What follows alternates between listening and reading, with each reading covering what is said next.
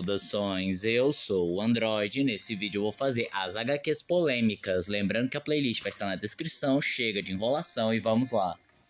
The Flash 343. Essa capa gerou uma controvérsia um tanto discutível, visto que aparecia o Flash abraçando uma mulher e aparecia a mão de um zumbi saindo de sua tumba. Só que muita gente problematizou, dizendo que a capa promovia o assédio, já que a mão supostamente estaria na altura do traseiro da menina. Mas isso não foi levado a sério e essa história não tem nada demais. Spider-Man and Power Pack. Esse é o famoso quadrinho que foi criado em parceria com a Marvel, junto com o órgão contra o abuso infantil, com o qual um menino é vítima de sua babá que tenta abusar sexualmente do mesmo, mas ele é salvo pelo Homem-Aranha, que conta a sua história, que, bom, ele conheceu um garoto mais velho chamado Skip, só que as coisas ficaram muito estranhas quando Skip mostrou revistas pornográficas para Peter, tentou tocá-lo de um modo indecente e ainda sugeriu que eles replicassem o que acontecia nessas revistas, só que ele imediatamente fugiu, contou para a Tia May e Skip nunca mais foi visto. E essa HQ gerou bastante controvérsia porque, além do tema abuso infantil ser um tema sensível, gerou muito debate, porque, peraí, o Homem-Aranha ele foi abusado na infância? Que negócio é esse? Psycho Killer número 5. Vale ressaltar que o título Psycho Killer é bem controverso porque sempre traz alguma personalidade criminosa,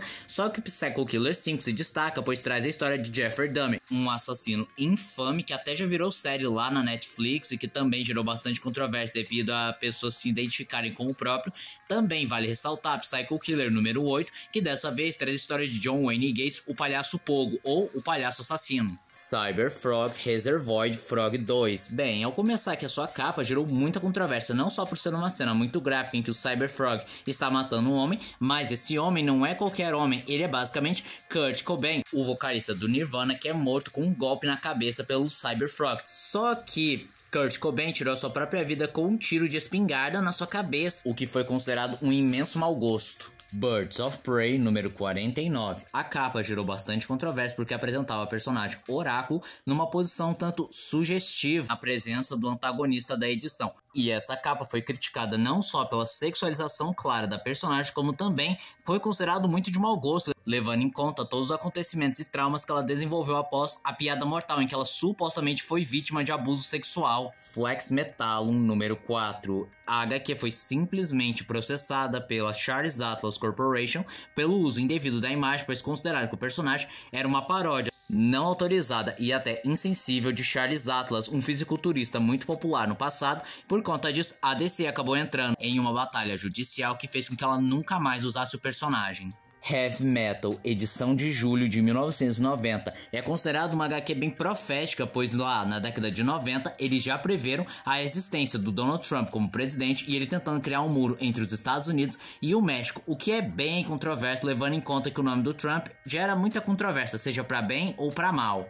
Squadron Supreme número 1, edição de brochuras. Bom, a coisa mais bizarra dessa HQ é que o roteirista Mark Gruenwald pediu que suas cinzas fossem misturadas na tinta da primeira edição publicada dessa edição. Algo bem bizarro para dizer o mínimo. Wild Fight Comics número 31. Essa HQ tem duas polêmicas, uma é mais recente e a outra é da época. A polêmica mais recente é o quesito época, pois esse quadrinho se passa na época da Guerra do Vietnã, então não envelheceu muito bem para algumas pessoas, já que ele glorifica as tropas norte-americanas e coloca os Vietcongs como antagonistas, sendo tudo preto no branco. Mas na época também gerou muita controvérsia, pois na capa é possível ver um soldado decapitando um soldado Vietcong, o que foi considerado pesado demais. The Tomb of Terror número 15. A capa já é autoexplicativa, é basicamente um cara tendo a sua cara explodido, que é muito gráfico e assustador. Ah, e é claro, é capas como essas que acabou movimentando aquele Sedução dos Inocentes. Adventure Comics número 415. A capa gerou bastante controvérsia porque é vista como uma capa extremamente misógina, já que a Supergirl está derrotada, sendo arrastada pelos cabelos numa posição um tanto sugestiva.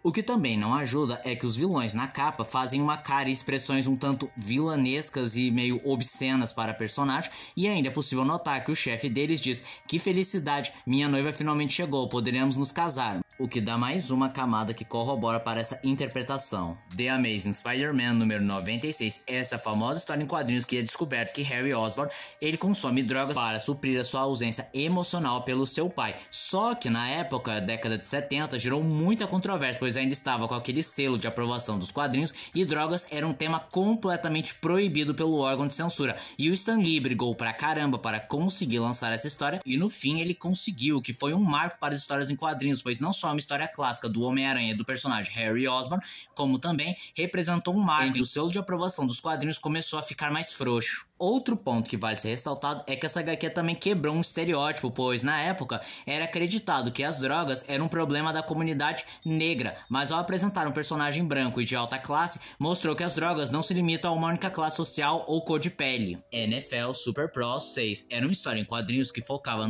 nos astros da NFL apresentados como super-heróis, só que a sexta edição gerou muita controvérsia, pois dessa vez eles enfrentavam um grupo de nativo-americanos que eram representados como vilões e de um modo extremamente estereotipado, sanguinolento e bem preconceituosos, tanto que em republicações recentes eles modificaram os jogadores. One More Day, considerado uma das piores histórias do Homem-Aranha, se não a pior história do Homem-Aranha, dependendo de que pessoa você pergunte, pois é aquela clássica história em que o Peter faz um pacto com o Mephisto para salvar a vida da tia May e fazer que todos esqueçam quem o Homem-Aranha é, mas em troca ele desfaz o casamento de Peter e Mary Jane, o que é duramente criticado, pois além de mostrar um herói fazendo um pacto com o literal diabo, também destrói anos de construção de casal. Supergirl número 13. Na nova série do Rebirth tem uma capa da Supergirl que não tem nada demais, ela tá só em cima do telhado com um gatinho, só que algumas pessoas implicou com o formato e a posição dos dedos da Supergirl,